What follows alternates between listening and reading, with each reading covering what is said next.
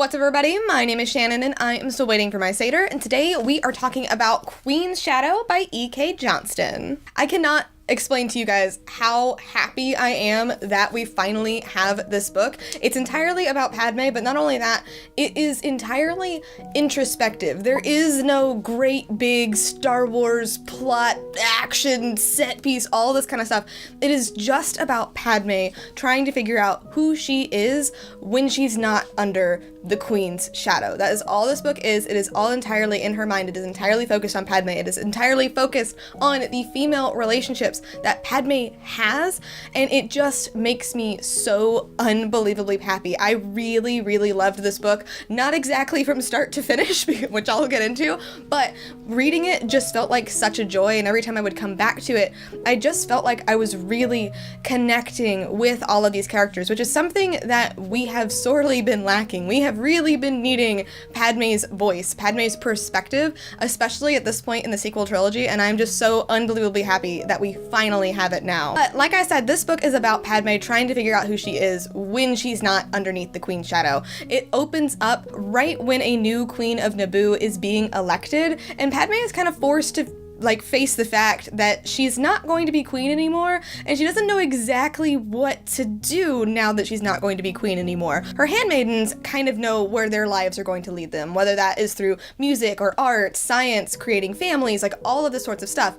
But Padme is kind of left behind, and she's not really sure what it is that she wants. She knows that she wants to help people, like specifically she really wants to end slavery on Tatooine, because it seems like a certain slave boy had a little bit of a impact on her there, but she's not quite sure how she wants to go about it. So luckily for her, the newly elected queen asks if Padme would like to become the new senator to Naboo. She quickly says yes, even though she's still not quite sure she's the best person suited for it, how exactly it's going to go about it. And when she gets to Coruscant, she is immediately faced with a lot of challenges. Just the fact that she doesn't really know who she is. She's still kind of distant and not super attached to anything. The way that she presents herself, the way that she dresses, the fact that she's so young, people just don't really know what to make of her. So they kind of dismiss her, they kind of brush her to the side. And the whole rest of this book is just Padme trying to figure that out, just navigating these waters, making new relationships with all of these amazing new women. We had the handmaidens at the beginning,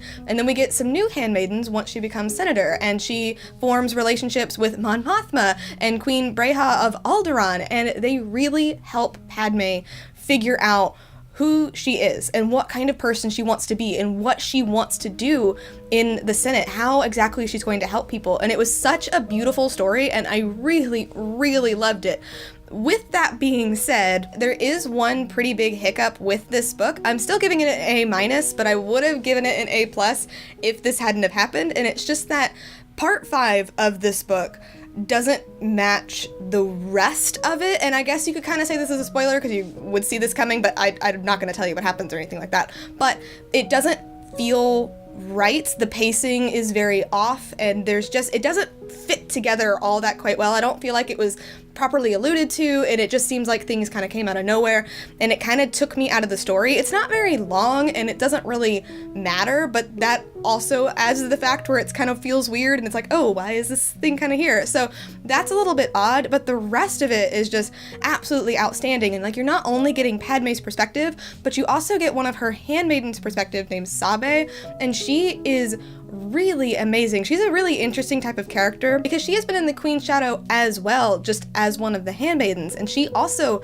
doesn't really know what to do going forward other than that she wants to stay with Padme and she wants to stay loyal to her. Their friendship is so unbelievably beautiful, and I want more of it. I really do hope that we get more books told from Padme's perspective during that Attack of the Clones, Clone Wars era, because she has so much to say and there's so much going on with these two characters that I just feel like it needs to be explored, and I really do think we're gonna get more. I'm not quite sure what that more is going to be, but I do think we are going to be getting more of it. Now, there's one big thing that we get in this book that I really want to talk about, but it's huge spoilers, so I will be talking about that in a video on Thursday. Highly recommend you check that out. But like I said, I am giving this book an A- because it was just absolutely beautiful, and it just felt so right.